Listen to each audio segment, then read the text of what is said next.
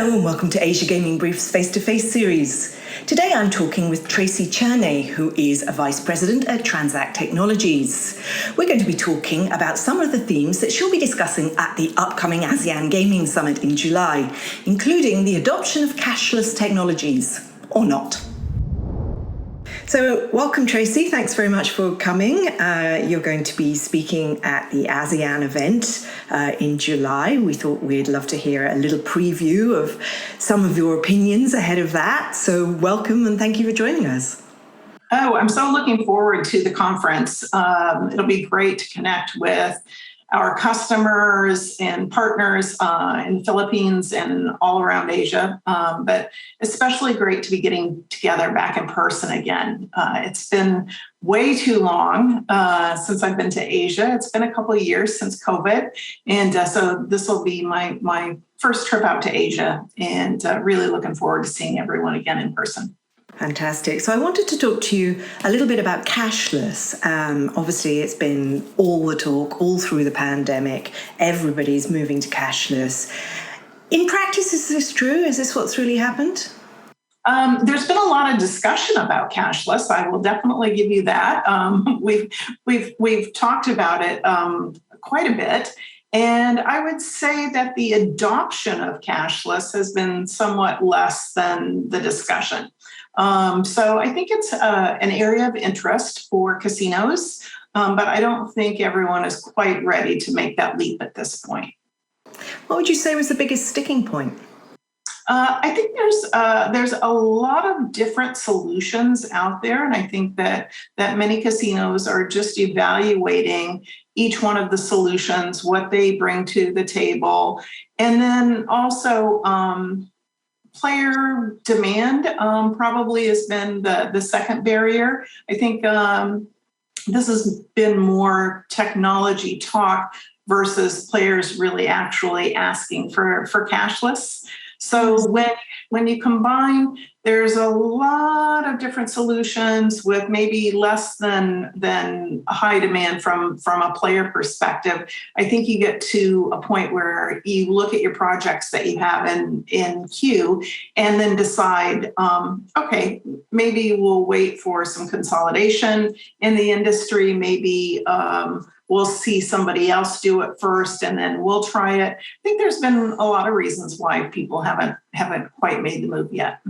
It's interesting from the player perspective that there's so much reticence. I mean, we do just about everything else cashless. Well, why do you think in the gambling industry that they're not so keen when they go to the casino? Yes, I think certainly there will be that percentage of players that will adapt to this and would welcome it. And I would say in general that's going to be a younger set of players. Overall, we're used to paying with our Apple Pay and used to doing things cashless. I think for maybe the older players, it might be a little bit harder of a transition. So I'm certainly not saying that cashless doesn't have a place. That's for sure. I think that cashless, it definitely has a place in the industry. But gambling, casino gambling is certainly different from other types of transactions that we make. And there are many reasons why people want to keep their playing private. And so I think we've seen that in terms of percentage of players that want to get carded, for example, that want to be a rated player in a casino.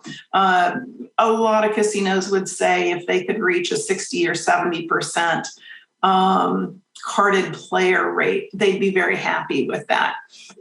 So that leaves out a certain percentage of players. And it's not just older players. It might be a high value player that doesn't want to be tracked for whatever reason.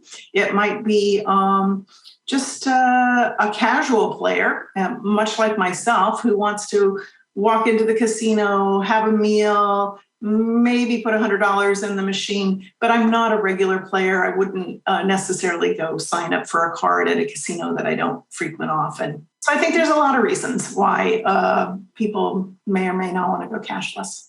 From a technology point of view, obviously you just said it's a very crowded market out there, a lot of potential providers to choose from, but have there been any particular technological sticking points that you've noticed? Not so much from the technology side. I think it's more of a barrier of, like I said, consolidation maybe in this market. Each casino has to have their own particular solution, and I have to have an app for each particular casino. That's a little bit of a barrier to me if I frequent a number of them. So I guess that could be one technology barrier. But I don't really think that the barrier is so much technology as it is just kind of making this slow transition. In talking of cashless gaming, are there any particular challenges in Asia? I think that the challenges that we'll face in Asia will be much the same as across the market. I don't really see any particular Asian challenges. I do see that I believe cashless and Tito will coexist quite nicely, so that casinos can offer their players the opportunity to play as they want to. So if I'm a player that prefers to use cash and Tito, I can do that. If I'm a player who prefers to do cashless, I'll be able to do that when they implement cashless. And I think for those Asian casinos that have Tito, which are almost all, I think that'll be an easy transition to be able to offer cashless in addition to Tito, and not have the customer have to make a decision one way or the other. So we're kind of meeting the players where the player is coming from.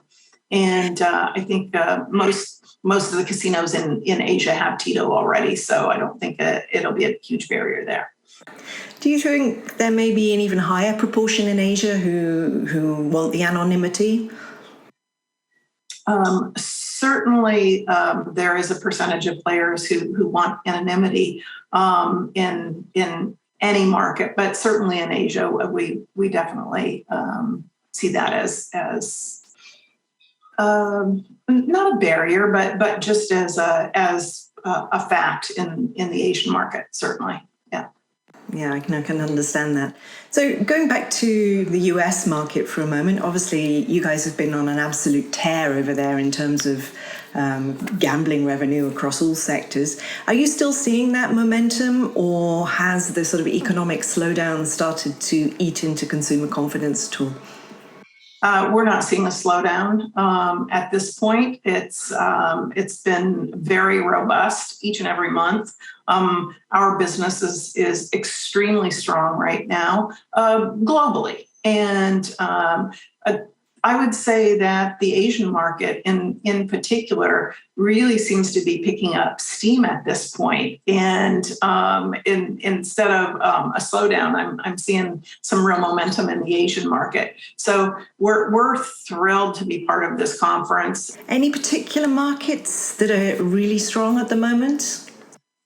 Yeah, certainly the Philippines is a really exciting market for us, but we're also seeing growth really across the board. It has been really tremendous. There's the demand for our product gives me a clue as to what's going on in the market, and based on the demand for our Tito product, we're really seeing growth in the casinos putting in maybe refreshing games, doing expansions. Certainly, new openings are exciting in the Philippines. So we see some real tremendous potential coming up. Nice to hear some good news for a change. One last question from me, Tracey. You mentioned, or Transact mentioned in your first quarter report, that supply chain was an issue rather than demand. Is that easing up at all, or is that still a problem? It's a constant challenge, and it's one that I actually meet on daily at this point. So we've got our eyes on the ball quite well, and we've been very fortunate not to have disappointed any customers. We're quoting, I think, very reasonable lead times at this point, but that doesn't come without a lot of work in the background. I have to give kudos to our operations team for being so flexible and also their tightly knit working with engineering to make sure that we can get alternate components approved quickly.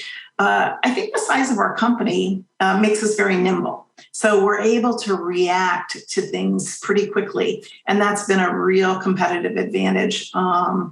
So although supply chain is a huge challenge, don't get me wrong, it's a huge challenge.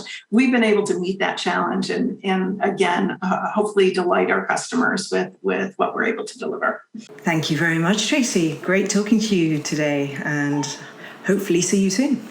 Yeah, looking forward to the conference in July, certainly. Thank you for joining us today. Please join us every Friday for Asia Gaming Briefs face-to-face series with thought leaders in Asia's gaming industry.